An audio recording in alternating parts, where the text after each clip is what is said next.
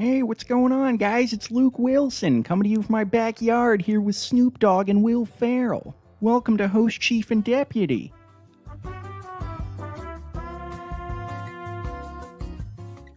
Hello, this is Matthew McConaughey coming to you from my ranch down in Kilgore, Texas. Everybody take your shirts off because it's another episode of Host, Chief, and Deputy coming your way.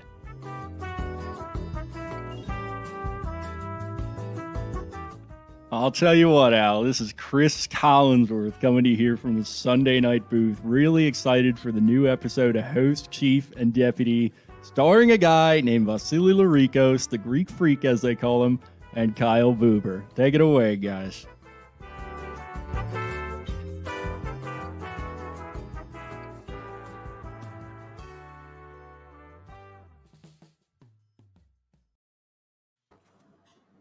What an intro. Good work, Jakey.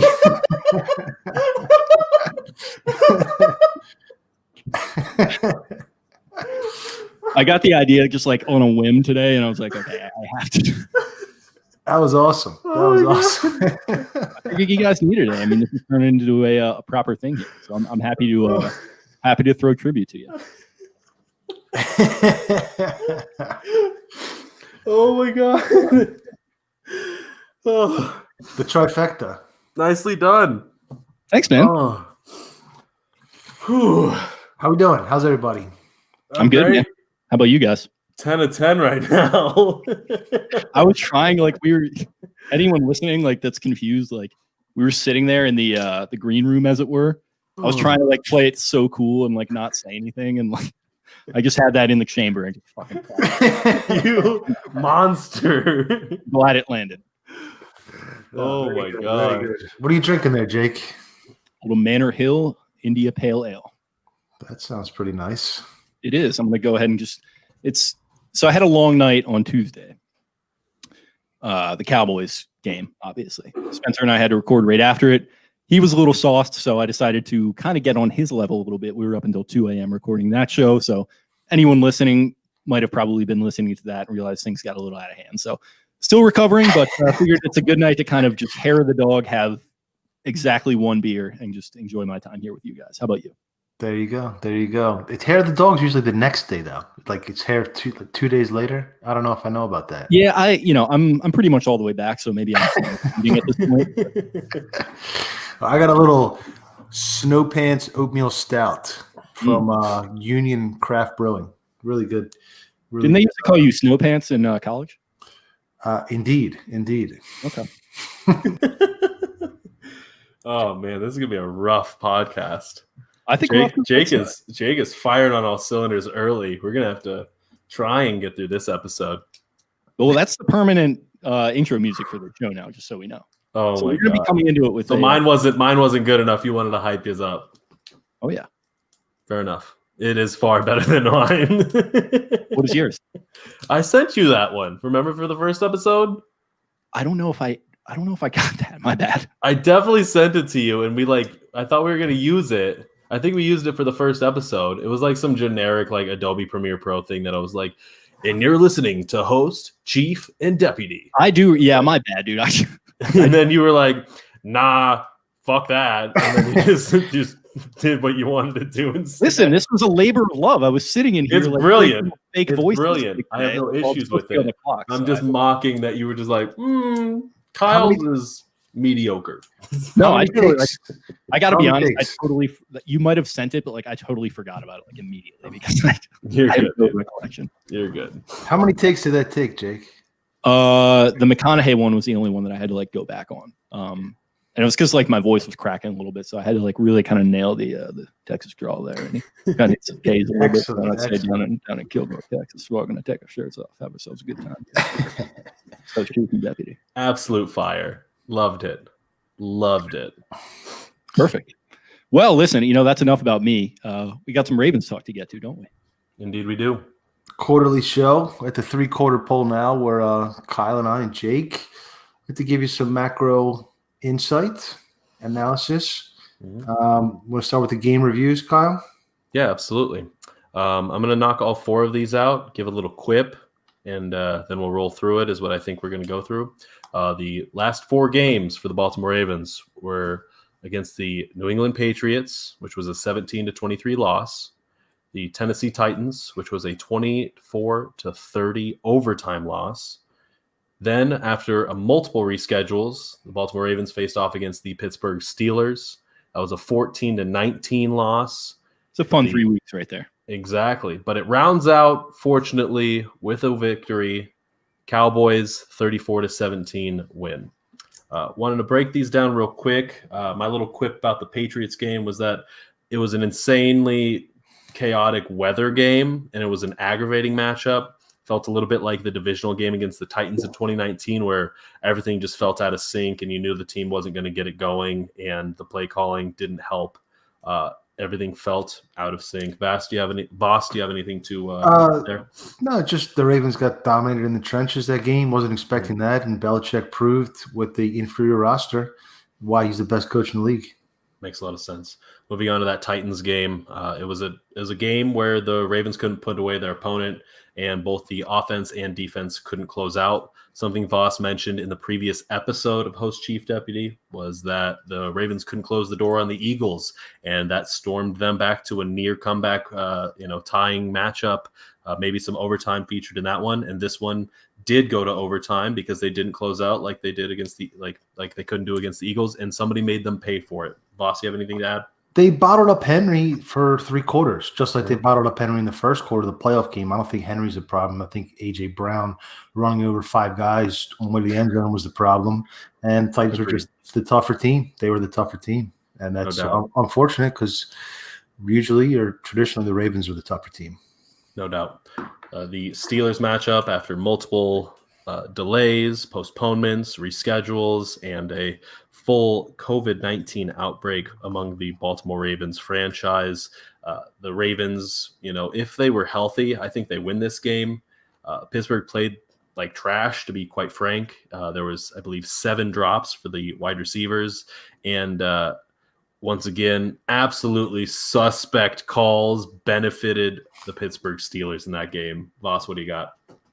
Valiant effort for the backups, to be expected. Harbaugh's guys always try hard, especially the backups. I think the Ravens matched up well against Pittsburgh. I predicted them to sweep Pittsburgh. They ended up getting swept, but I think they were the better, at least they have the better talent. They match up better. I am not scared of Pittsburgh whatsoever moving forward.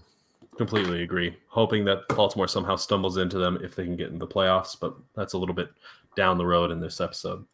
Now, the final matchup was the Cowboys game. Baltimore looked, they handled business pretty easily. It was a game that I was mildly concerned about. I spoke about this on social media, that a game that Andy Dalton's quarterback at, and there's a surplus of receiving talent. Even though the Ravens won, this game did feel kind of meh. It felt like they left points on the board, and so did their opponents for sure. This game really opened my eyes as to just how wildly exciting the 2019 season was. This was a 3-score win, and it felt nowhere near as exciting or fun as any of the blowout victories did with the Ravens offense and team in 2019. Voss, what you got? I thought this was maybe a springboard for Lamar. I thought that maybe the week off for the COVID would rejuvenate him, and it seemingly did. He played with a lot more energy, passion, ripping off chunk plays. That Dallas defense just blowing coverages and blowing run fits certainly helped. But it could be a game that helps, and Lamar carried the team. Would also like to make the point as the Ravens jump into or go into the offseason after this year's over. Don't want to look too far ahead, but Dallas had a very banged up offensive line. They were able to overcome that with receiver talent. So that's a data point that perhaps the Ravens should keep in mind. You can sometimes use the receivers to create space on the interior and for the backs instead of the other way around. I completely agree with that. It very much reminds me of the 2014 Ravens defense. Elvis Dumervil, 17 sacks. Terrell Suggs, 12 sacks combined between the two of them. That's 29. Absolutely insane production for those two. And that 2014 defense was hanging on by a thread at the defensive back department. The but those guys were just so fast and dominant that they were capable of pressuring any quarterback except Tom Brady, and that's unfortunately who they ran into. And Brady was getting the ball out quicker than we've ever seen it. He was throwing it in under 2 seconds to anybody and everybody, just so Suggs and Dumerville couldn't make light work of that matchup and that contest. And with a poor secondary, they weren't able to capitalize on that. So being able to get that ball out quick is incredibly important. And like you said, the Cowboys even demonstrated that with a patchwork O-line and solid receiving talent with their backup quarterback, which is Andy Dalton. No, I know we talked about it with Jake as well. Just interject here before we move on to the next segment. Mm-hmm. Just looking forward, we'll have plenty of time to break it down in the offseason, but I think receiver has become a premium position, maybe even more than edge rusher at this point. Mm-hmm. You want to? What are your thoughts there, Jake? Yeah, so for me, it's kind of just like I am arriving at this sort of jaded point where it's almost like don't even worry about investing in defense, because as you guys know, I've very much been on the officials are terrible and they're set up to be terrible and the entire system is terrible. And it's all slanted to essentially make defense, if not completely obsolete, then like obsolete in a lot of areas. Getting to the quarterback is one of them. The game is shifted towards more quick passing. Offensive lines, other than the Ravens, are allowed to hold. So just let's get that out of the way. The Ravens, they can't hold, but everyone else can. And yeah, it's made it so that, quick passing, pass rush is pretty much negated. Not really much of a need to go after guys, high in the pass rush department. And even in the golden era of pass rush, it felt like if you were going to get a guy who was going to be a 10 sack a year guy, it had to be within the top 10 anyway. And the Ravens are, thankfully never really in that range, but it just feels like at this point, just I've been kind of against this a little bit, but maybe just do what the Chiefs do. Just stock up on receiver every year and just like try to make it happen on offense, because at the end of the day, like defenses just aren't getting it done the way they used to when it comes to a championship team. You're not, unless you're talking about like some sort of big splash play, like an interception or something like a Malcolm Butler. Like I can't really think of that many defensive plays. And I guess also the Denver team the next year, but that was just like a historic defense to begin with. So it's getting harder and harder to build teams like that. And with a young superstar quarterback who, he's a little unconventional, but you can probably still find some receiver talent that's going to work for him. And some guys are talented enough to work with anyone. So I'm all in on just surround Lamar with not only receivers, but also offensive line. I think that's going to be very important as well. Yeah, I completely agree there. I think it's an offensive league now, and investing a lot of money in run defenders in particular. I still think the cornerbacks are very valuable. They can make game-changing plays and flip the field and lock down those receivers. But if you had to pick maybe position groups that are the most important, I think quarterback, offensive line, weapons, receiving weapons, I should say, and corners. And if you have those four nailed, you're in a pretty good spot. You can almost kill two birds with one stone with a potent offense, because the other team is trailing by so many points that they can't run the ball. So you don't really need a great run defense. It just feels like such an over correction by the league that offense is such a mainstay and such a primary focus. It's no longer about defensive juggernaut teams. It's about who can score more points, who can score faster, and who can rack up the yards. That's what the Chiefs offense is. That's what the Los Angeles Rams offense is. And we've seen that since what I think about at least 2018.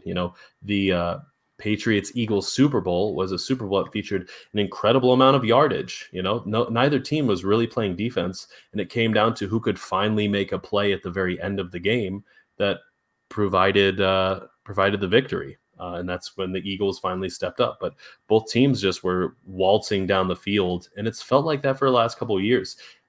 I'm not sure if any defense of the last 10 years can really stack up too well against how hard the league has now valued and overvalued offense.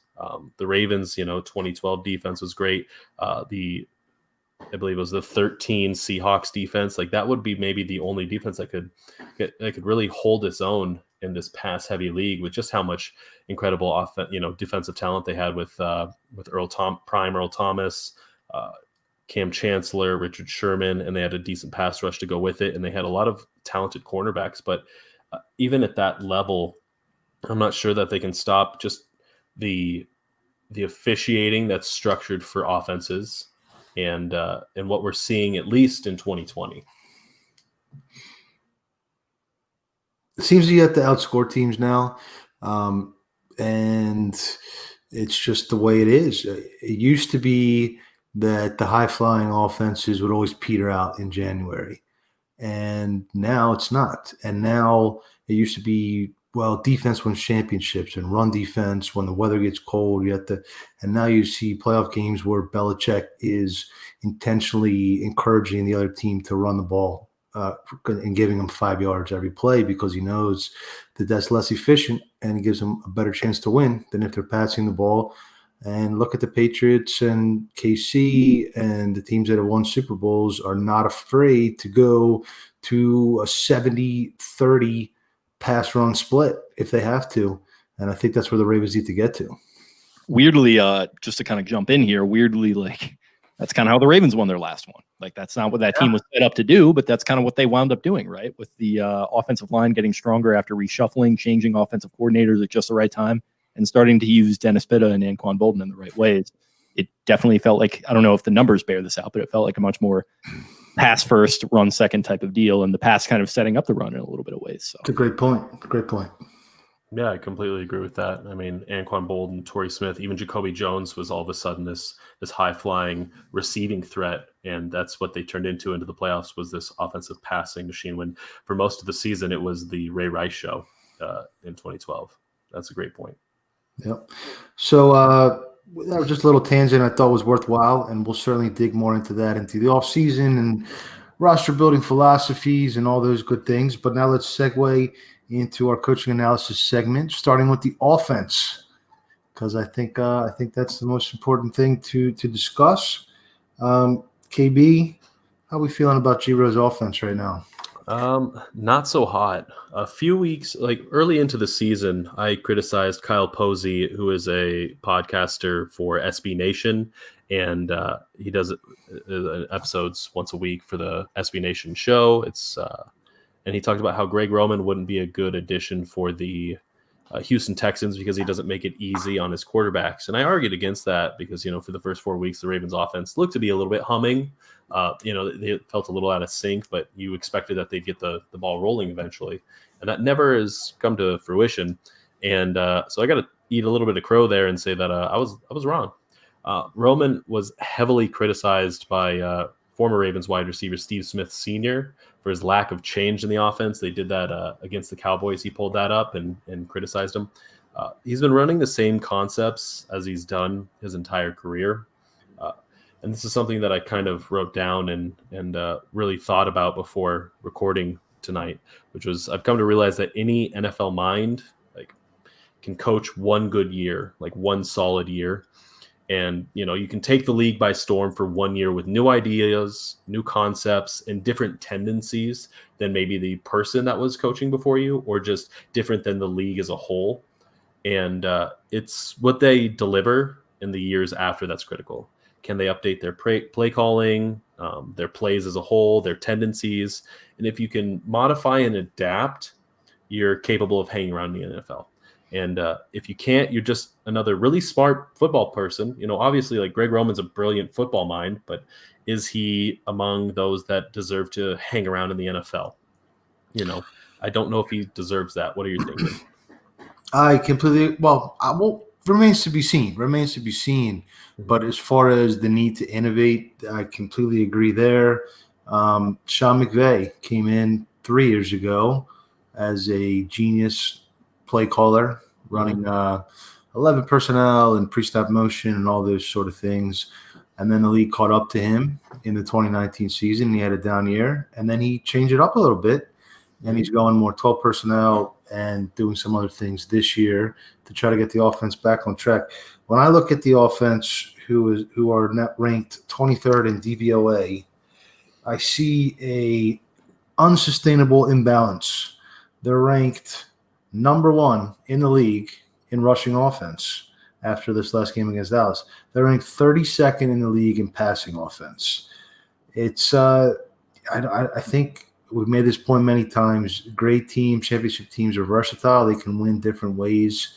To have that kind of disparity between the passo and the rusho, I don't think it's a good thing for the team. I don't think you can win a Super Bowl like that. I really don't. G-Row, Spencer's made this point many times. He's too predictable with the first down runs. I think everybody agrees there. And as you said, Kyle, defenses have found ways to kind of slow down the offense. Roman has not landed a counterpunch, really. And to be fair, it's partially DeCosta's fault. It really is. DeCosta doubled down on the rushing offense at the expense of the passing offense, trading Hayden Hurst, a first-round tight end, for a pick to turn into J.K. Dobbins is literally doing so. I think the next 4 games are really important for Roman. He's got to find a way to crank up the passing offense if the Ravens are to have a chance in this January. And if not, I really don't think he is the offensive coordinator Lamar will need to help bring home the Lombardi Trophy eventually. I think that's a great point. He traded Hayden Hurst, which Hayden had pretty solid numbers. You know, he was a tight end 2 to Mark Andrews, but he was a good receiving threat. And overall, like you said, he traded that away for a tailback, and a tailback that wasn't being used for at least the first 8 games. Arguably, he hasn't been used for the first 10. I have him later on in this episode, but if you're not going to utilize the talent on your roster, that's also an issue. But you also have to draft talent for a roster. And so I think the blame, like you said, should be split between Roman and DeCosta. I'm not saying 50-50 per se, because I think Roman needs to receive some more of the criticism than DeCosta does. But it's still an issue that the Ravens went run heavy instead of supplying Lamar Jackson, your franchise quarterback, with more receiving talent and different receiving talent than what you already have. You have Marquise Hollywood-Brown, which is a very fast but small wide receiver who is who thrives in not being the primary receiver, I'd argue. And that's what Des Bryant was brought in for. But why not draft a younger player that can be around the franchise for a lot longer? And instead, they drafted Devin Duvernay, who is the same exact player, essentially, but maybe even less talented than Marquise in some aspects. I just overall, like, Roman produced year 1 results. They were incredible, broke NFL records, but the need to adapt is there. And I really like the McVay reference, because that's who I had in mind when I was thinking about this. I was like, a lot of people can show up and do great things year 1. Even Detroit Lions offensive coordinator quite a few years ago by the name of Jim Bob Cooter, which is an all-timer of a name. He showed up. I can't remember who got cut, but he showed up, and all of a sudden the Lions were scoring, I think, like 30 points a game. It was like 25, 30 points a game. And then within a year, 2 years, people were calling for his head.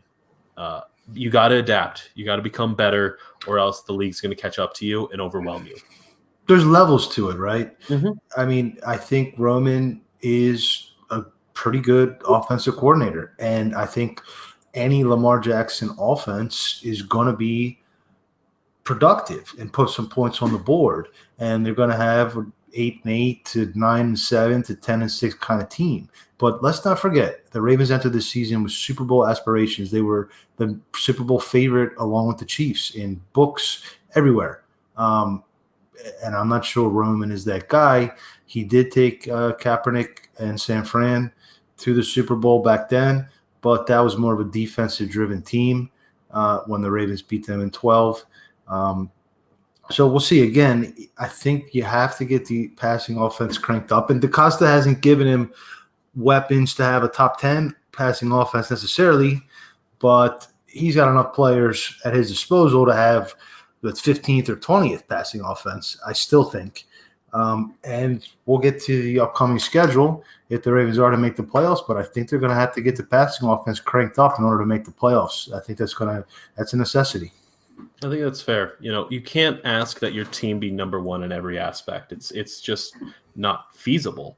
But it's not too much to ask that Greg Roman has this offense humming at a top 20 level, top 25 even. I mean, they're bottom, like you said, in the past. That's like you said, unsustainable. You need to find multiple ways to win. And while this talent level in the receiving game isn't, anything special, I'd say that asking them to be top 20, top 15, it shouldn't be out of the question with Lamar being capable of throwing the football and having a couple receivers that are talented enough to make something out of it. Yeah, I mean, Lamar hasn't had a great year. I think we all know that. He's had a little bit of a down year. It's all about creating space on the field, right? And if you don't have that third weapon, you don't maybe think options are limited, and then Lamar is better between the hashes, as we know. But it still needs to be better. And they finally, on the bright side, they finally connected on some chunk plays, some splash plays, some explosive plays, which have been missing for the better part of a month during the losing streak against Dallas. Now, Dallas' defense is horrendous, but it's still at least a jumping off point, and it's not too late. Crazier things have happened than the Ravens turning it around, or not necessarily turning it around, but continuing to climb the mountain and maybe finally making that run in January this year instead of last year when we all expected it and they didn't.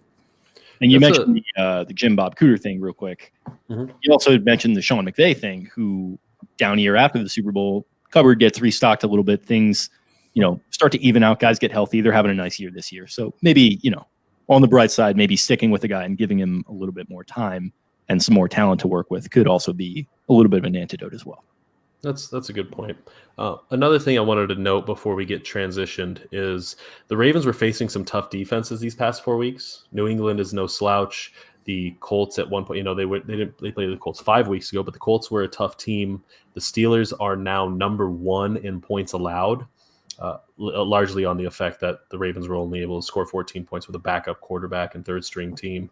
But they've been facing some tough defenses, and now they're allowed to play a little bit weaker opponents, at least on the defensive side. And hopefully that is another part of getting leveled out and getting the ball moving and getting some more points on the board and making the run that we've been discussing and hoping for. Yeah, that's a good point. Again, the next 4 games I think are key.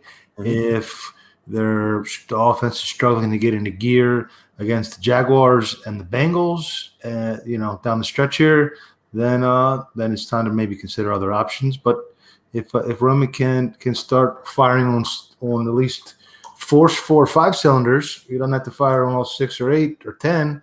Mm-hmm. Then we can see what happens. What kind of heat are you packing that has 10 cylinders in it?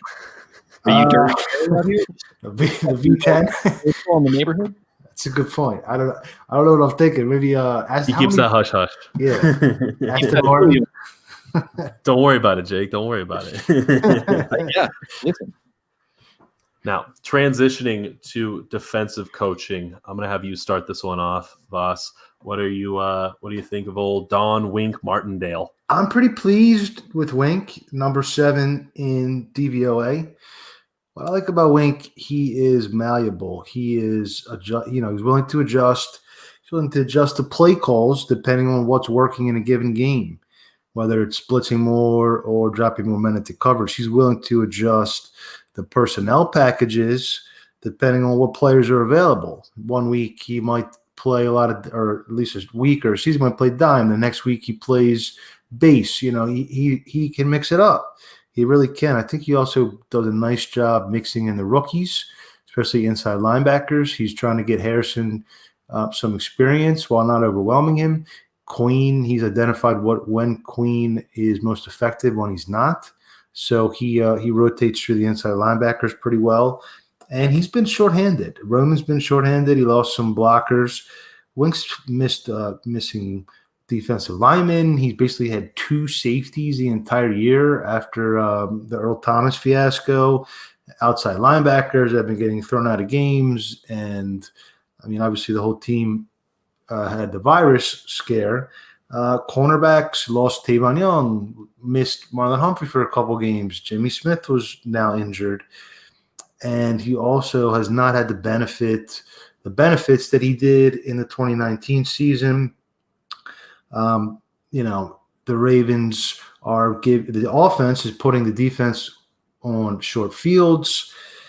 They don't have a huge time of possession disparity where the defense just is well rested all game. They don't have the massive point differentials where they know that the other team has to pass. There's juicy game scripts. but he's still really generating some pretty impressive results. So Wink Martindale, and just to bring it back to Roman for a second, a couple years ago, or at least when Martindale has maybe a down period, I think it was early last year when the defense was doing great, and you're looking at his history and you're saying, well, he didn't do all that great as Denver's DC way back when. Yep. But he has really stepped up, in my opinion. So maybe Roman can do the same. Yeah, that's a very optimistic outlook there, and I really like that. My thoughts on defensive coaching. I went with the DVOA approach for you, by the way. Over the past 4 weeks, the Baltimore Ravens ranked 6th, 8th, 7th, and 8th. And that was while guys were going in and out, injured, sick, no matter what you have, against some tough teams, including the undefeated Pittsburgh Steelers offense. And they went in there and they battled. They bottled up Derrick Henry for 3 quarters. If it wasn't for a superhuman effort by A.J. Brown and some completely lackluster tackling by everybody else, that game might go a different way. But multiple players were out. Team's still a top 10 defense. Winks kept this team in every single game. They haven't been able to put together 60 minutes, but they also shouldn't be relied upon like seasons past. This was a little bit of a talk that we were going about earlier. The league is far too offensively tilted, and it's just, I think, impossible to ask a defense to play lights out for 60 minutes at this point, just because of what the league looks like. I did have the stat that this team leads the NFL in forced fumbles with 21 and fumble recovery touchdowns with 3. So they've been proactive in producing takeaways and maximizing the value of them when that occurs. They are second in fumble recoveries, though, which is an interesting stat because the Carolina Panthers have only forced 10, but they have 12 fumble recoveries, which I found as noteworthy. The Ravens sit only behind them with 11 fumble recoveries. This team is about making the splash plays, because covering a team and dominating on defense is, virtually impossible at this point. But if you can get off the field time and time again due to forced, takeaways and fumbles, interceptions, what have you, that's the way that you can really thrive and succeed in the NFL right now. Yeah, I would actually like to see. I mean, last year that it seemed that they had more takeaways. I don't have the numbers in front of me right now, and I would maybe like to see a little bit more aggressive coverages at times, just some more press, some more jamming at the line. But when you're using Anthony Averett and Tremont Williams and Harris at corner, and you're down to Clark and Elliott at safety. Maybe you don't have the horses right now. I think that I have a lot of confidence that if the time comes where the Ravens are maybe in the wild card round, Wink can go into that bag of tricks, and he does have a couple other tricks up his sleeve to really take the defense to that elite level if he has to. Yeah, I completely agree with that. I don't have a whole lot of complaints for Wink. He's done well, all things considered. He has the talent to thrive with a top 10 defense, and he's done so. And when some of those players get injured, when some of them get knocked out, hurt, sick, no matter what, he's still continued to produce at a top 10 level. Yeah, you ask a lot of him, and he's delivered with his coaching, with his ideas, with his concepts, and his week-to-week changes that, as you mentioned, when he first was a defensive coordinator for the Denver Broncos, he didn't look too hot. And he's made steps and huge strides, and now he's producing a top 10 defense for the second season in a row. He fits the Ravens culture to a T. He's the aggressiveness. I know maybe they're not the most blitz happy team this year, but they're still up there, and he likes to attack. He likes the deception and the outsmarting teams. So I'm very pleased with him. I hope he's the Ravens defensive coordinator for a long, long time. I have no issues there. You ready to transition, or Jake, you got anything to add about either the offensive or defensive coaching there?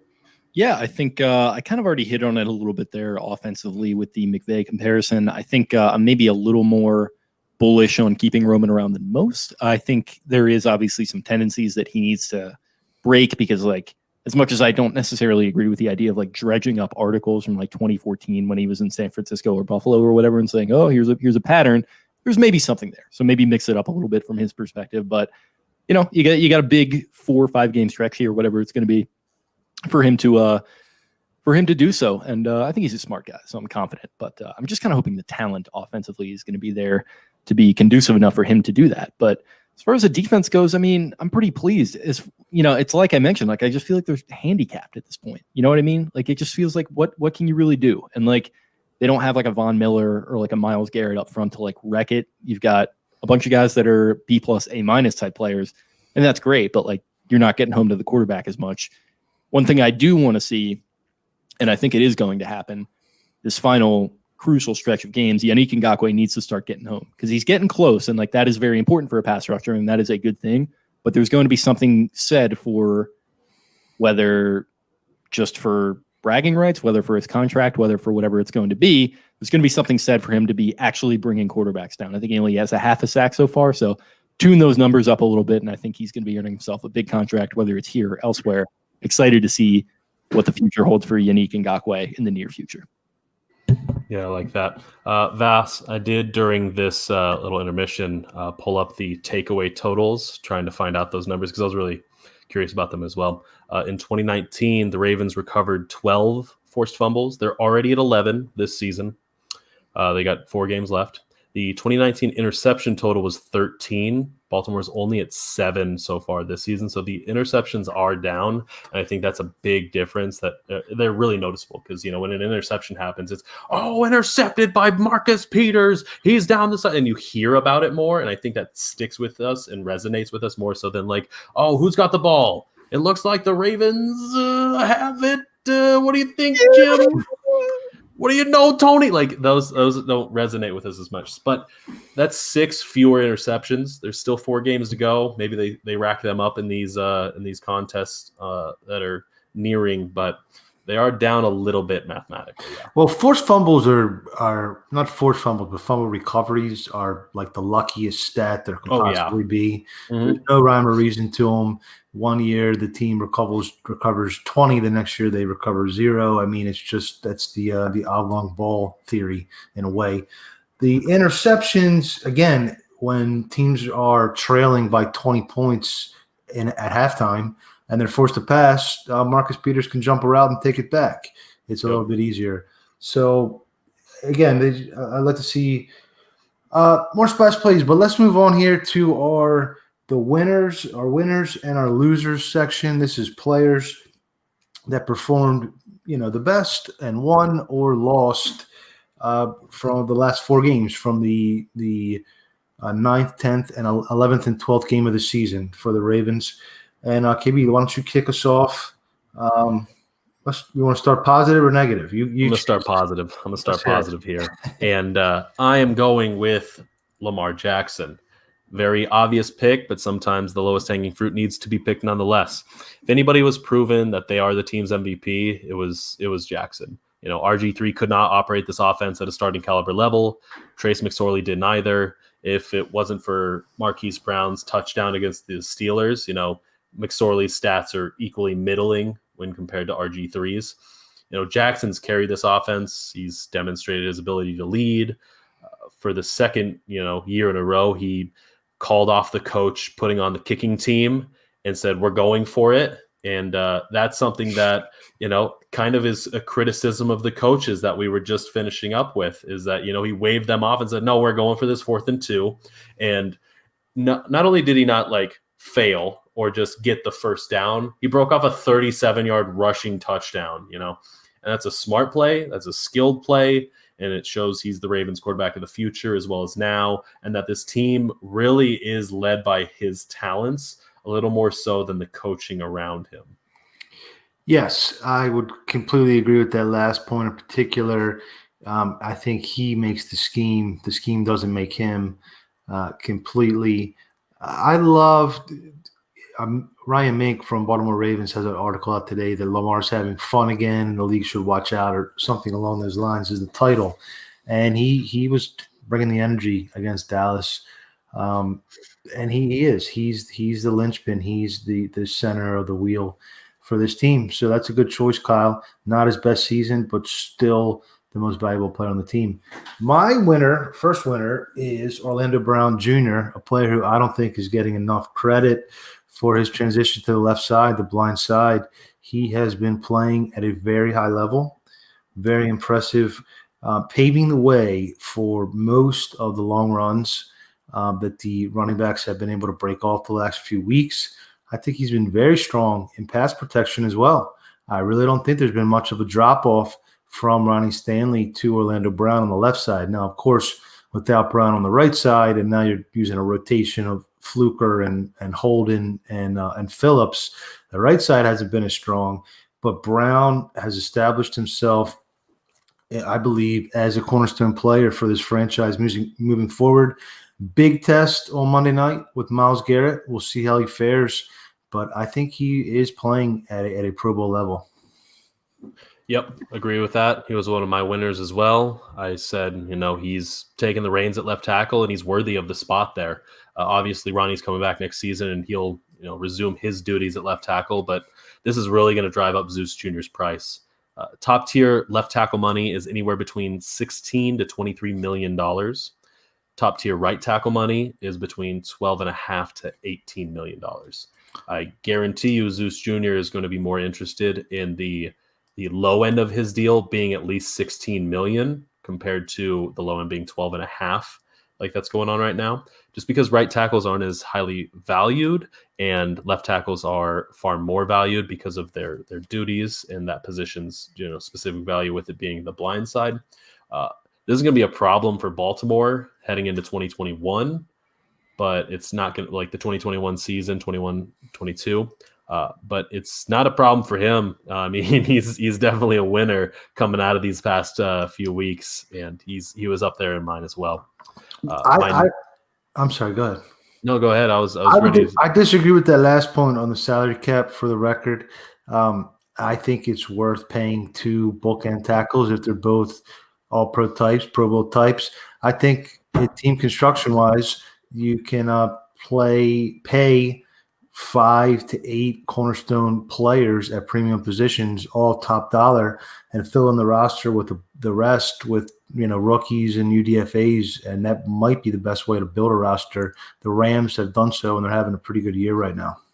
I think that's fair. I think this is still a little bit of an issue for the Ravens because suddenly they've drafted a number of young, talented players that are all going to get paid in the next few years.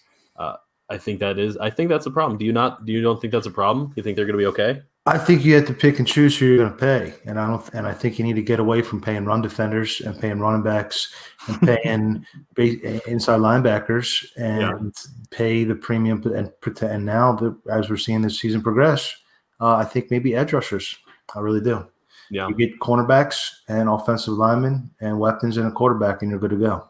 Yeah, I think that's fair. I think with the current construction of the roster that it's a problem. Now, within 2 years, this entire franchise's salary cap issues can be dissipated from transitioning, like you said, from paying run defenders and inside linebackers into paying these offensive linemen like you have here with Orlando Brown Jr. in 2021, 2022.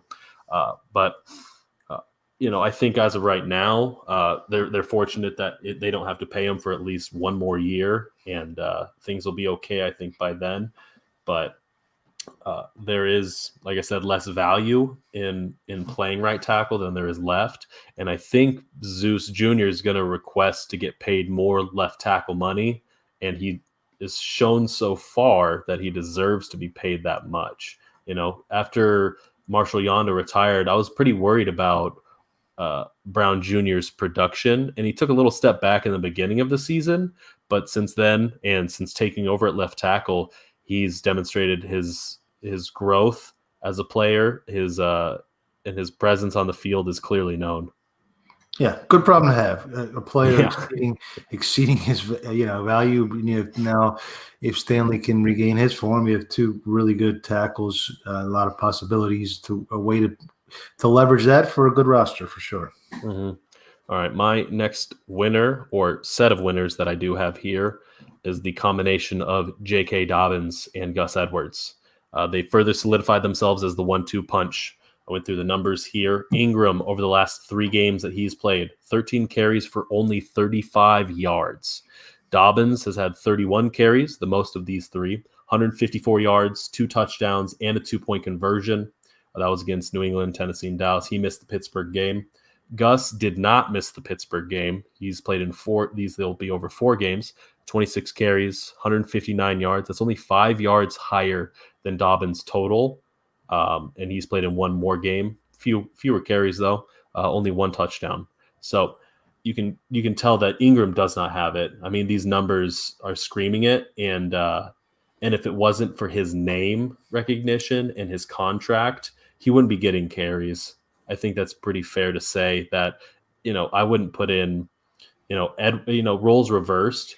They wouldn't put in Gus Edwards, the undrafted free agent, over Ingram if the numbers were flipped. They're only doing it, I think, because of the contract and because of the name recognition there.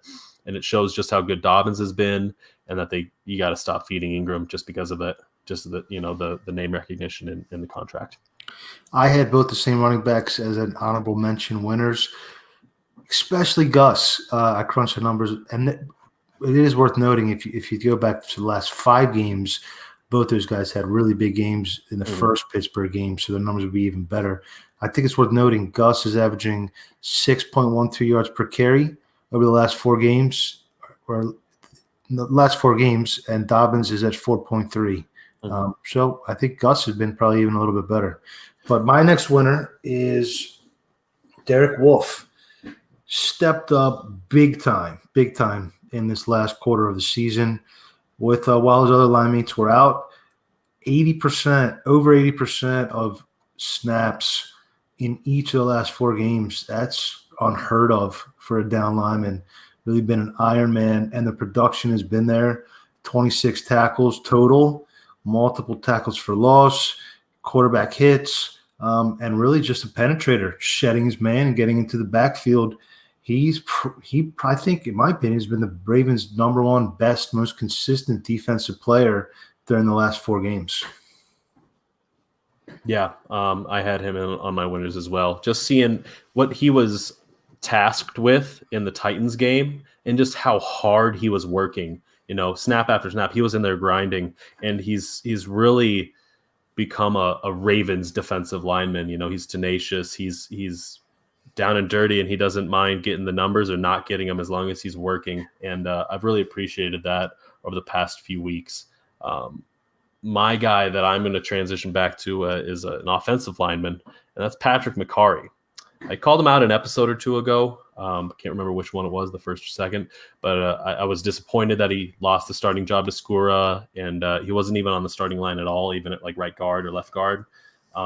He's once again replaced Skura, and I believe he's earned the right to stay there for the rest of the 2020 season, barring a performance that got Skura benched. He's been the starter the past 4 games. He was a starter at guard for one of them, starts at center over the last few, and he's really solidified himself as the starter. Skura really, snapped his way out of the job. We saw him throw snaps every which way but to Lamar. And I think I've only recognized 1 or 2 bad snaps from McCarry as of late. And while, he's just not the toughest guy out there, you don't expect him to be as a fringe starter that he is. He's not this superstar center, but he's still making plays. He's still helped open up lanes for the running game on those inside plays. And I have him as a winner for sure. That's a good choice. To be totally honest, it's hard finding many winners when the team drops 3 or 4. Yeah, that's for sure. It really is. I mean, you're not expecting that. I had Tyus Bowser down as a winner. He did have interceptions in back-to-back games, Tennessee and Pittsburgh. Extremely rare to have an outside linebacker with but that's who he is, versatile. The coverage ability is well documented. And I think potentially, depending on Ngakoue and Judon's contract demands, Bowser might give the Ravens the best bang for the buck moving forward. And who knows, maybe he's going to have exorbitant contract demands. And you guys know that I'm a big Judon supporter. But as we watch the league unfold, and we'll continue pounding this point, maybe a combination of McPhee on a cheap deal and Ferguson improving a little bit and Bowser and Ward, maybe that's the way to go at outside linebacker moving forward. So I had Bowser as a winner. We'll see how he finishes out the year, his contract year. Yeah, I like that. I had Bowser as a honorable mention is who I had him as. Maybe I should have probably put him in the winners category though. I think my last winner, and this is an honorable mention, is Marquise Brown. I've heavily criticized him after his social media comments. He's back to making plays. I don't think he's fully there. I'm not going to give him the Hollywood moniker, but Marquise has played the past 2 weeks some pretty good football. He's averaged only 34.5 yards per game, though. That's why I'm not really super high on him. That's not why he's a full winner. He's an honorable mention here. He was dropping passes and he looked abysmal. It felt like Michael Campanaro was out there at one point. But the last 2 games, he had a 70-yard touchdown against Minkah Fitzpatrick and some of the Steelers coverage. His over-the-shoulder back corner of the end zone toe drag touchdown was just brilliant on all levels by both Jackson and Brown. That throw and catch is something that you want to see the chemistry work with, and he didn't drop it. He could have made a mistake. He could have not gotten there. That could have failed, and it would have just felt like another nail in the coffin. But instead, he ripped it wide back open and snared that thing and drug the foot, and it was awesome. And I wanted to give him mention mainly for that play, and that he's got back-to-back touchdown games. And when players are down, I'm going to be commenting on it. But when players up, I also want to be able to mention that too. And that's what this is right here. It's just an honorable mention of the winner that Marquise Brown had a couple good weeks of football. And I want to see more out of him these next 4 and really be able to talk about him more in a positive light with the 4th and final, the 4th episode of this show. That's very fair. I had Hollywood as a honorable mention, kind of a tale of if you split the quarter in half. The first 2 are rough. I mean, he was really, really, the Soldier Boy jokes were coming out. And then the last 2, though, he has been playing pretty well. And not only the big touchdown with the yards after the catch, which is really what we want to see from him against Pitt, but he caught quite a few balls. He was heavily targeted in the last game. Before we move on to losers, Jake, are we missing any winners here, Jake? My winner on offense is Vasilis Lericos. You've been, on the whole block of the premium positional value type argument, and we've butted heads a little bit on it. I've always seen what you were saying, but, I was kind of a little more confident in the development of some of these young receivers that they have. Particularly, I was looking for Hollywood to turn into at least a serviceable number 1 and Boykin to turn into a serviceable number 2 or just a high-end number 3, and you kind of make up that production with the other number 3s that you have, a la Snead and whatnot. I think the highest I'm willing to go with Hollywood right now is a high-end number 2 receiver, Boykin a rotational guy, and it just, frankly, it didn't work out. I still think, I'm not sure if, a different draft strategy would have done much, but maybe a receiver in free agency or don't let Seth Roberts walk or something like that. So I think you're a little bit vindicated on that, and also on the fact that I'm just pretty much eschewing defense entirely. It's kind of, I think we're kind of all moving in that direction at this point. So that'll be for you on defense, on offense, and then on defense, my winner would be Calais Campbell, because in his absence, I think the defense has lost a little bit of teeth. And he didn't even play that great against Dallas. I think it sounded like he got hit pretty hard by COVID from what he was saying. And he had, maybe a little bit of a tough return effort. So I think a defense without a full-strength Calais Campbell is, maybe not as much of a biting defense as you would want. So hopefully his return into the lineup further returns them to the form that they need to be against Cleveland, because that's going to be a tough test. I did have one more winner, and it was going to be Humphrey. It took 12 games for him to allow a touchdown. That's nuts. As a starting cornerback, he's been there nearly every game. He plays about 100% of snaps every game when he is playing. I thought that was wild. And he's also become the most feared fumble artist in football. He's leading the league in forced fumbles with 6. He's proven he's a linebacker playing cornerback, and he's a really good cornerback. Yeah, Humphrey, best player on the team, second most valuable position on the team, top 3 cornerback in the league. So he doesn't make every single play, but yeah, his knack for forced fumbles is incredible. He had a couple last year, but the way he's evolved into that this year is incredible. Shifting over to losers for the 3-quarter portion of the season, you already touched on all 3 of mine, Kyle, in your winner section. Mark Ingram, you have to start there. Mm-hmm. Over the last 4 games, he has accumulated 13 carries for 35 yards. Yikes. Yeah, you can't say a whole lot. I mean, he played in the 3 games, but not 4, but he's just become a total non-factor. I think the team is better with any of their other 3 running backs, including Justice Hill at this point. He just doesn't have the elusiveness. He can't break tackles. His vision has betrayed him. Mark, appreciate your contributions in 2019. Good riddance. Yep. Once a Raven, always a Raven, but that doesn't mean you need to be on the field if you don't have the juice to keep going, and it doesn't look like he does. My loser that I have, my biggest one outside of Ingram, was Matt Skura. A horrible set of games cost him his job.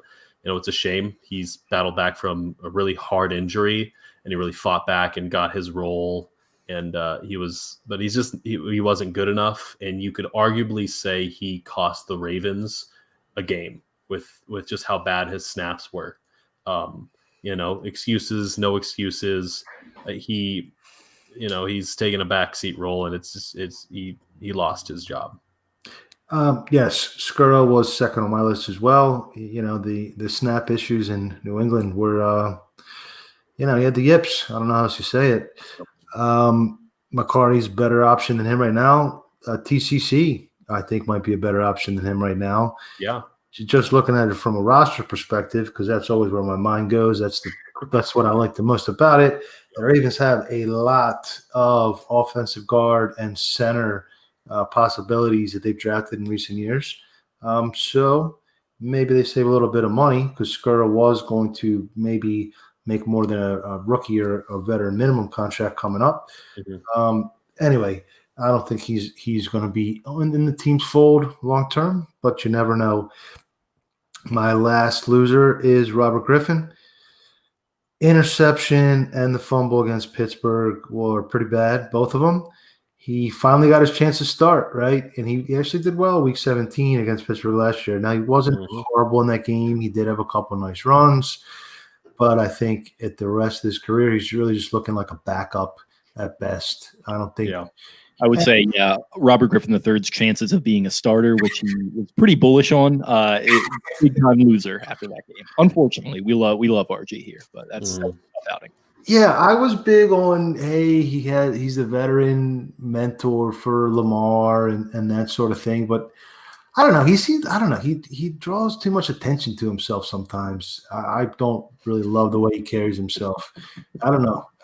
Well, listen, he's got a great future in sloganeering after he retires from the NFL.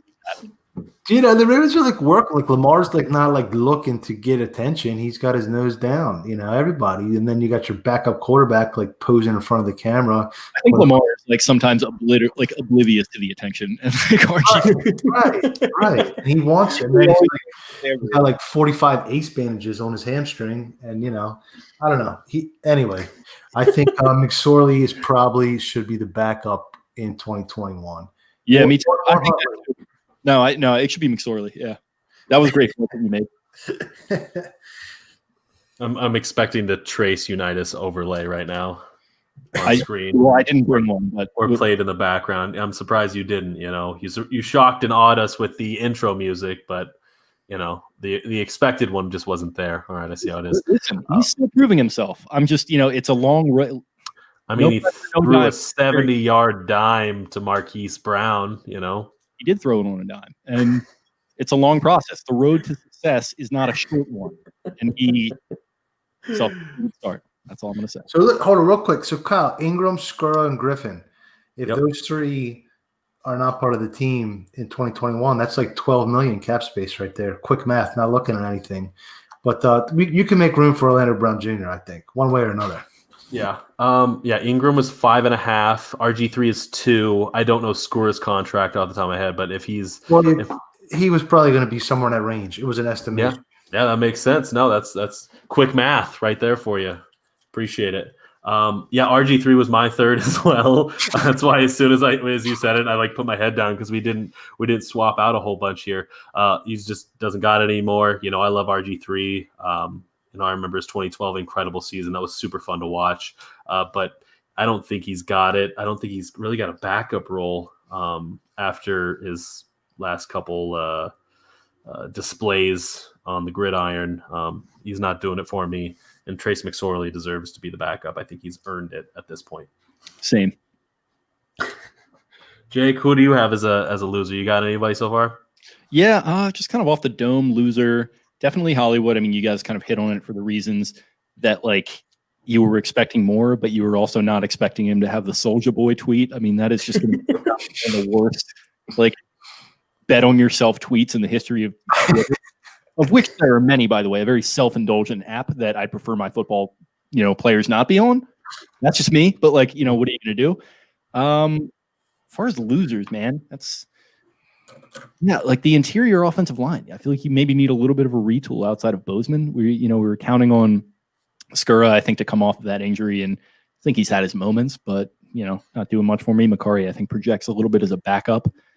Ingram, definitely, you hit on that for all the reasons that I think are pretty obvious. First down and 10. It's either a positive 2-yard gain or a negative 2-yard gain. It's never like 1 or 3. It's always like 2 forward, 2 backwards every single time. It's always first down. It's every single drive. So you get that. Well, at least that's a little predictable. So you know where you're going to be at. So Ingram definitely a loser for me. It's about consistency. It's about being consistent in this league. And he's the best there is.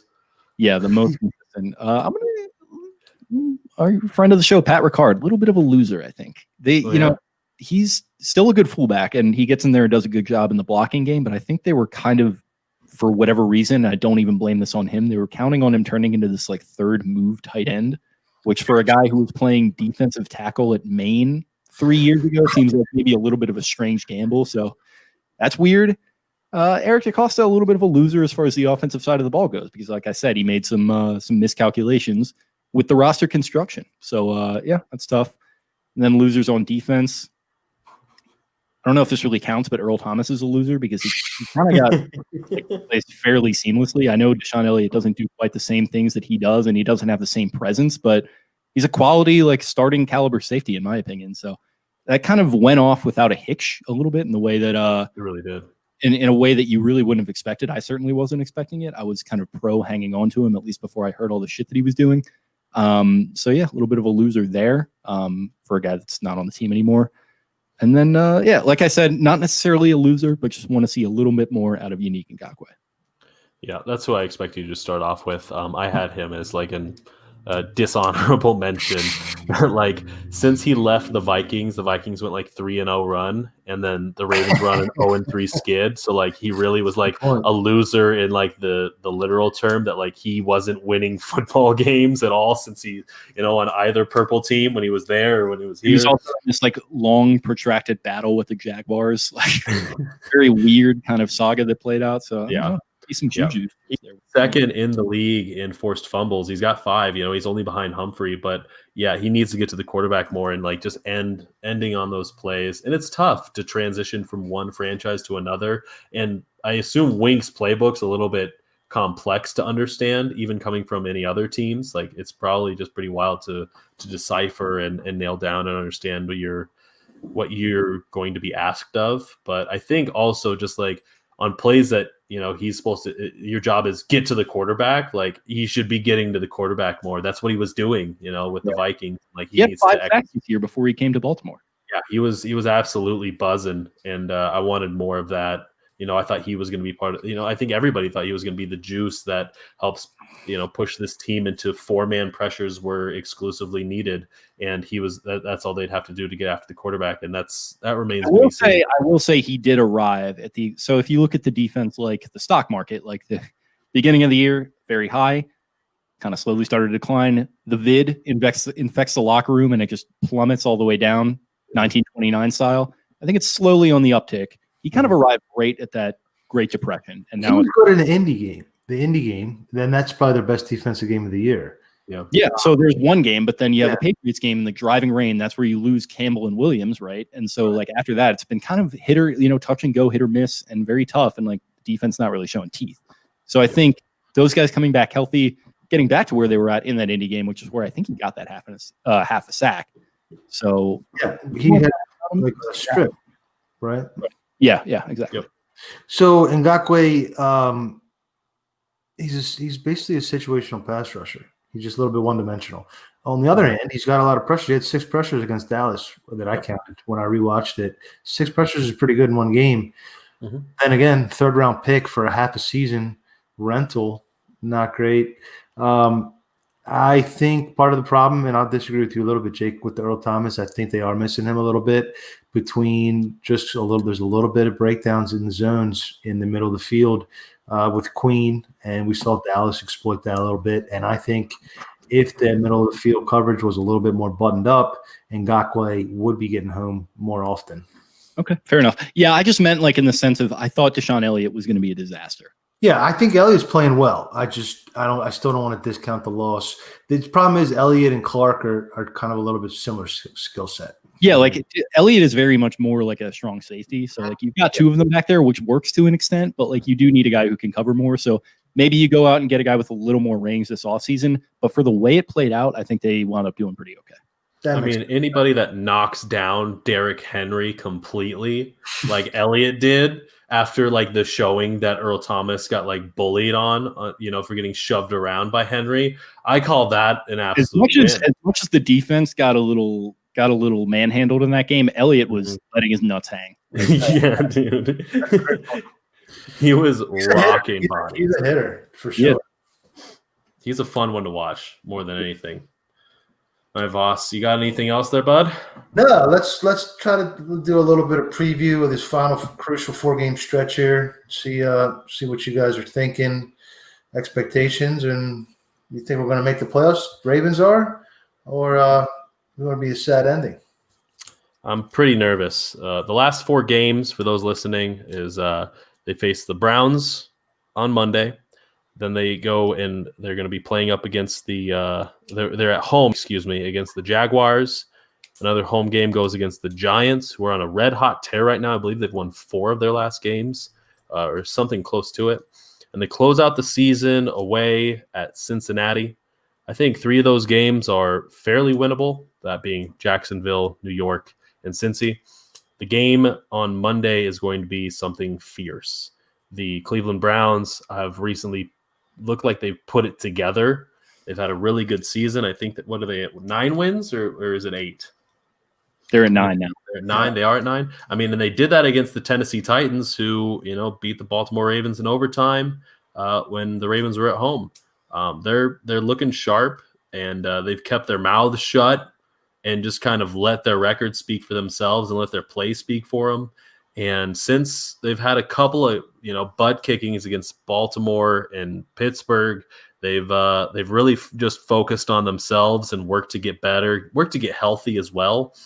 Which can't be overlooked at all, because they deserve to be stuffed in a locker after all they were doing before that 2019 season, and then they go out there, lay an egg, and they just, them and Baker Mayfield all specifically gives them credit to for keeping his mouth shut, not going on the GQ covers and like wearing the weird underwear and doing the photo shoots with Tigers and stuff like that. We just we tabled all that for maybe when the stock is a little bit higher. So I'll give them credit, and I'll give them credit for just keeping their mouth shut and going about their business. Yep, they've really honed in and come into their own as an AFC North rival. I'd almost say, they got to start winning the games to become a true rival. They haven't done that. They've done everything but it.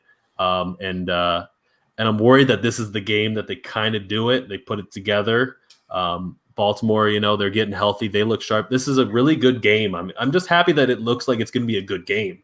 That, both of them are coming in swinging. Both of them have something to prove. Both of them don't want to drop this. I think so. I predicted them to lose this game before the year. Mm-hmm. But if you had looked at the schedule before the year, this is the game that we thought the Thursday night game against Dallas was going to be. Yeah. Yeah. With, Dak being in and everything, it didn't work out like that. So now you kind of switch those roles a little bit. Yeah. Boss, what do you think?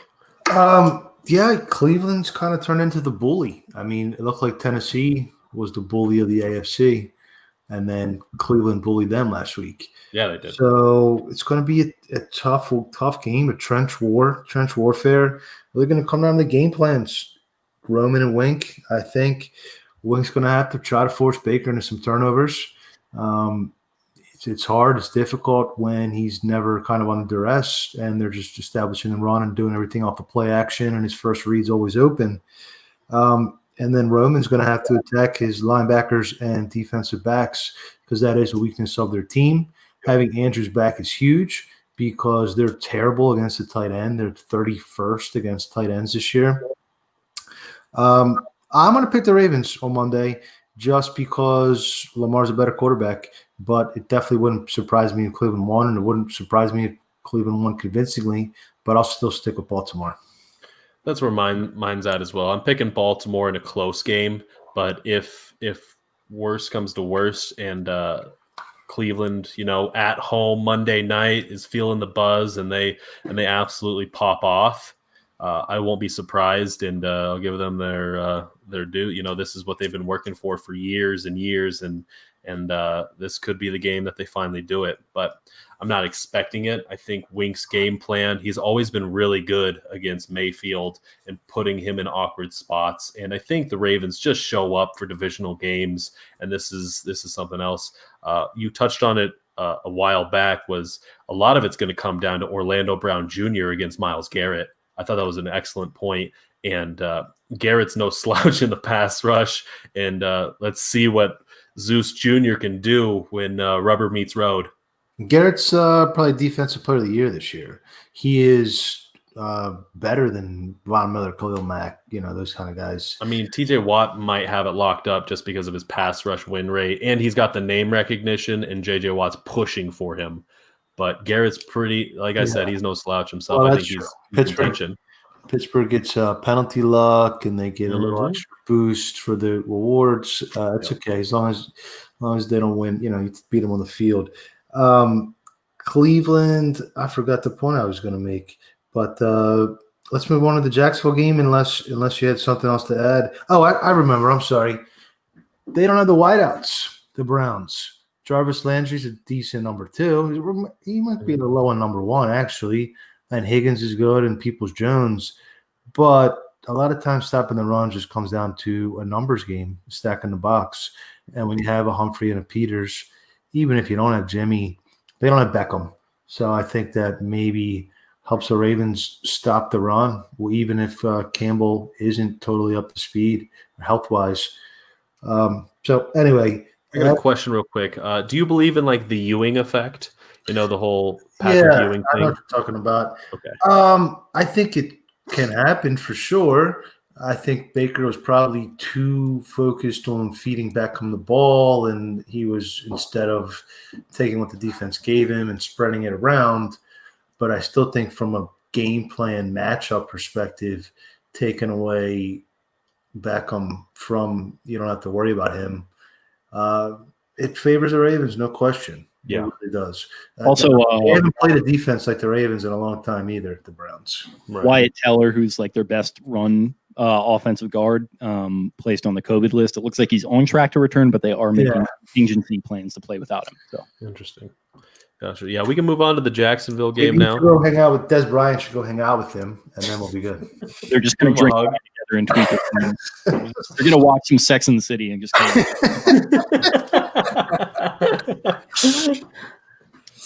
Yep, that sounds great.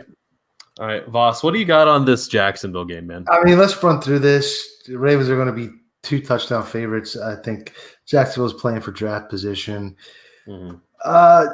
They're depleted. Minshew's, they're a mess. I think the Ravens roll, But I do think they're going to have to pass more than rely on the run because they still have a decent run defense, but their pass defense is without Josh Allen. Their pass rusher and C.J. Henderson both went on IR. So Ravens roll in that one I have.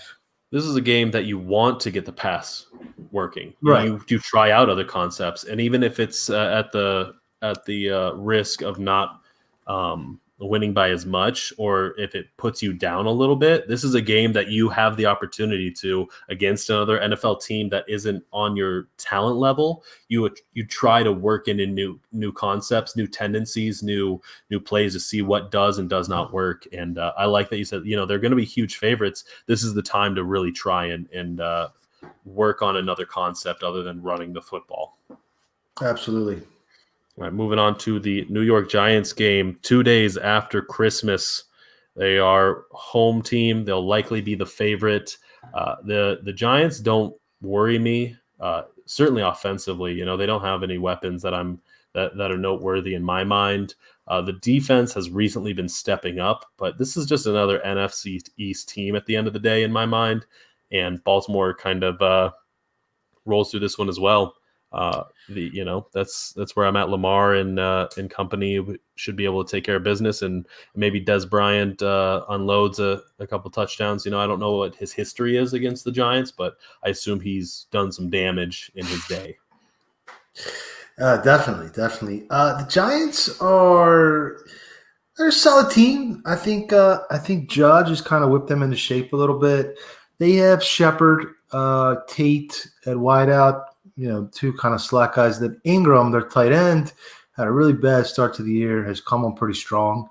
And the Ravens are back to not being great at tight end again. They were really good against tight end in 19, not so good in 18 or 17 or 20. I think that there was a certain safety that had something to do with that. But anyway, the other thing the Giants have, they have a really strong defensive line. They have a lot of money and draft picks invested in their defensive line. And they have Bradbury, who's a good corner. I think this is probably another game where they're going to have to establish the pass or maybe set up the run with the pass. So I don't think there's going to be a pushover game. I think it will be pretty close. I do have confidence in the Ravens getting it done at home, although home field isn't much of an advantage this year. I'm going to probably lean on the coaching, but I think it'll be pretty close. But I will pick Harbaugh's Ravens. All right, and moving on to the final game of the regular season, January 3, Cincinnati Bengals, Ravens on the road. What do you got for that one? They're not as frisky without Burrow. And their defense is horrible. This one is a team I do think you can just run over and run through. Yep. So, again, I think they're going to win the last three. And Cleveland is the critical one. This is a game that Mark Ingram might get some go as a final send-off if he can pop off, just kind of get some big yards. Maybe they run it a bunch and hopefully they can. If the Ravens make the playoffs, will you do 5 shots of pop-off? 5 shots of pop-off? In consecutive order. Like you have to do 1, 2, 3, 4, 5. Just I pour them, you shoot them. Let's go launch them. We're in the playoffs. What do you think? I have to take 5 shots back to back if the Ravens make the playoffs here. Rail rubbing alcohol vodka. In a 90-second period, yes. I don't think I'll be doing 5 shots. No. Well, you mentioned pop off like 3 times here, and if we're getting a brand activation off and they're sponsoring us, then that's fine. But I'll do 3. I think I'll do 3 if the Ravens make the playoffs and Mark Ingram pops off. Then I'll go 3 for you. Ingram has to go over 80 yards and a touchdown against the Bengals, and the Ravens have to make the playoffs. But if all of that occurs, Barber will pop off. 3 shots. Okay. You're a good negotiator. Thank you. You're welcome. Voss, will you be partaking as well? I'll take 3 shots, but not a pop-off. It sounds like they're sponsoring us, so we need to do some sort of brand activation with them. But Is Pop-Off an actual brand? Yeah. Yes, it's like the shittiest vodka you'd find. Oh, it is? Oh, I've never heard of it. Oh, I saw many That's fifth what this in was. the dorm rooms back in the day. Yeah, we used to pour them in Grey Goose bottles and pass them. Voss, the businessman, folks. No, not sell them, but like have parties. That kind Yeah, no, I get that. That's what I was understanding of. I knew you didn't sell them. At least I hope you didn't. Rikolov. That was another good one. Oh yeah, I'm so all proud. those Russian, there's cheap Russian Yevgeny's vodkas. yeah. They bang for your buck. It's like drinking paint thinner, but at least it gets the job done. Oof. Indeed, All right, indeed. boys. Anything else before we go? I'm good. Yeah, I think we're good. Cleveland's a game, and who knows? Who knows what they can do? They backed in 12. They had a little more pedigree, but they still have some players. For sure. All right, Jake, you want to get us on out of here? What do we got to do? What's left, host? All that is left is, if you guys are listening. Kenny Young picked 6 tonight, by the way. Yeah, I moved the TV out of my studio. No kidding. Because I wanted to just get it back in my bedroom. So probably going to get another TV in here at some point when Spenny and I can start recording in person again. But yeah, I missed that. I was sad about that. Kenny Young popping off. Unreal. Popping off. Marlon giving him a little shout out on Instagram. Marlon's just like dancing on tables down at Slante, just like watching the game and eating extravagant dinner. 79 yards, dude. What? That's it. You pay a corner and you let it roll it inside linebacker. That's what you do. Dude, that's 79 yard INT return. Good for Young, dude. Good for him. Young forever. Okay. Well, if you're listening to the show for the first time, I would guess that you're not. But if you are and you liked what you heard, go ahead and subscribe to us wherever you're getting your podcasts. If you're on Apple, leave us a 5-star review and a 5-star rating and a nice review there as well. You can follow us on social media. You can follow the show account at Podcast Beatdown. We're on Instagram at Baltimore_Beatdown. Check us out on Facebook as well and on YouTube if you're listening to this on RSS. You can find me at Jake Luke. That's LOUQUE. I'm like, I think 2 or 3 followers away from 1,000 on the personal. Woo-hoo. I'd love to get there before the end of the year. So if you're listening to this and my voice has not bothered you enough that you wouldn't be willing to follow me on social, shoot me a follow. Here's a guy that's trying to get to 1,000 followers. Let me tell you what, Al, he's almost there, and you gotta, really give him credit for all his perseverance throughout the year. Running a social media channel is not the easiest thing to do. You got to come up with great quips and great jokes and get all the RTV engagement and get the brand activations with Popov going, because that is how you build it organically in our league in 2020. When Jake gets his face going in this is when I just absolutely lose it, dude. Just the grin pops up. He's like, here we go. Getting the face going is like my trigger for like getting into it. So that's a key part of it. I was doing it when I was recording the intro, actually. So. Oh my gosh, it's so funny. Where can they find you fellas on the social medias? At Vasilis Beatdown, Vasilis Beatdown. I am on Twitter at BB_Kyle P. Barber. You can also find me doing some live streams lately on Twitch at twitch.tv/Baltimore Beatdown. Been having a bunch of fun on there, and with finals wrapping up this week for me, I've been streaming once, twice, 3 times a week. Having a bunch of fun, answering all the questions, and playing little video games in between too. So make sure to stop on by there. A little bit of a Barber Hive developing here too. I got to say, they've been a lot of Barber Hive popping into the comments on our shows. So I'm appreciating the crossover there. I've been appreciating it too, man. All of a sudden, I realized I actually have somewhat, that I don't want to get too high and mighty on myself, but a couple people were saying they're fans of me, and that was insane to hear. You don't think about that. I'm a fan. I'm a fan too. Yeah. Stop. If this were 11 years ago on Facebook, I would become a fan of Kyle Barber.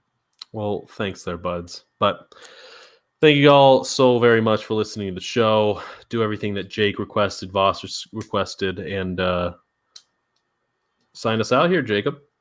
All right, everyone. Appreciate you listening. Stay tuned. I believe Monday we're going to be releasing a little bit of a preview episode for this game against our beloved Brownies over by the Mistake on the Lake at First Energy Stadium. So that's going to be fun. Spenny's going to get back into the mix, and we're going to take it from there and roll. And 4 weeks or so, going to be back in here with these beautiful gentlemen, and going to be recapping the preceding or succeeding, I should say, 4 weeks in Ravens football. So appreciate everyone tuning in. Have yourselves a tremendous weekend, and we will talk to you again very soon.